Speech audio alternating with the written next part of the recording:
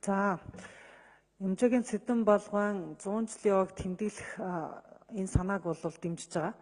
За харин энэ санаагаа хэрэгжүүлэхдээ бид нар өөрсдөө өнөөдрийнхөө хууль эрх зүйн хуулийн байгууллагуудынхаа хийгээгүй ажлыг нөхөж хийх гэж байгаа нэг гэж буруу жишг бас тогтоож болохгүй.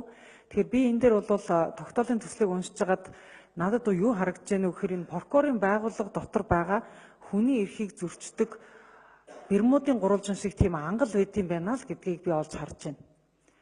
Шүүх энэ хэргийг бол аль эрт хэрэгсэхгүй болгоцсон юм байна. За ер нь цагаатах ажлыг удирдан зохион байгуулах комисс гэдэг маань улс төрийн хилс хэрэгт хилмигдэхстийг цагаатгах ажил гэж байгаа шүү дээ. Тэрнээс биш зүгээр нэг хүн болгоныг цагаатгах ажлын комисс бол биш.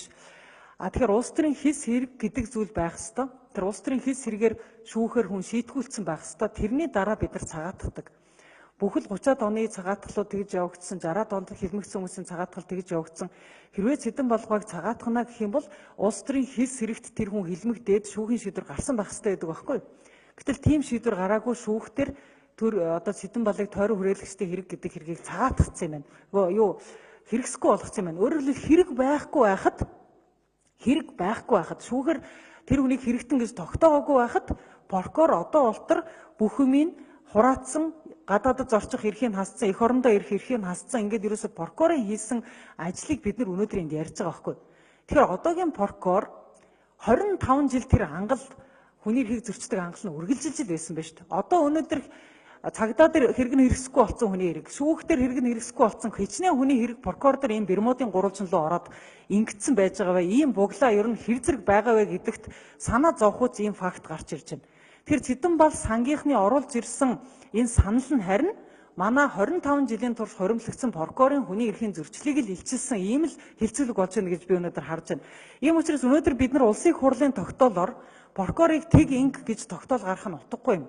Тэр тусмаа прокуророос ямар нэгэн шийдвэр нь гараагүй байхад цагаатах ажлыг удирдан зохион байгуулах комиссыг тэгж инг гэдэг тогтоол гаргах нь бас утгагүй юм.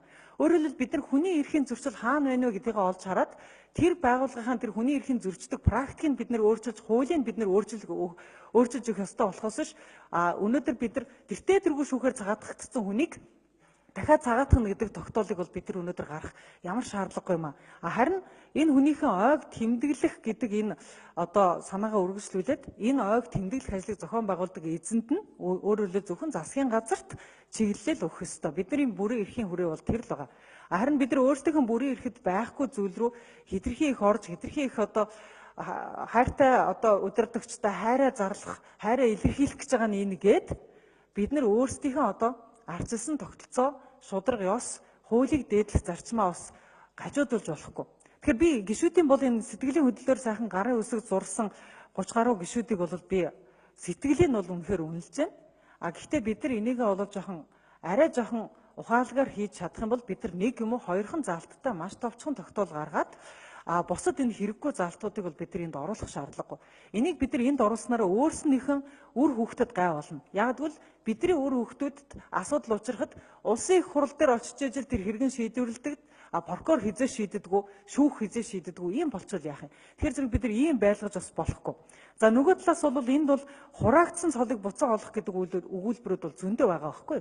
Тэгсэн мөртлөө хэн хураасан бэ гэдгийг ерөөсөө бичээгүй. Улсын хурал хураацсан юм шиг тэрийг бид нар буцааж өгөх гээд байгаа юм шиг. Ерөнхийлөгч хураацсан юм шиг тийм ээ. Тэгэхээр зэрэг тэрийг хураадаг эзэн нь өөрөө 25 жилийн турш шүүхийн шийдвэр гарчаад байхад хураацсан юм байгаад байна гэдэг чинь шүүхийн шийдвэр хэрэгжихгүй 25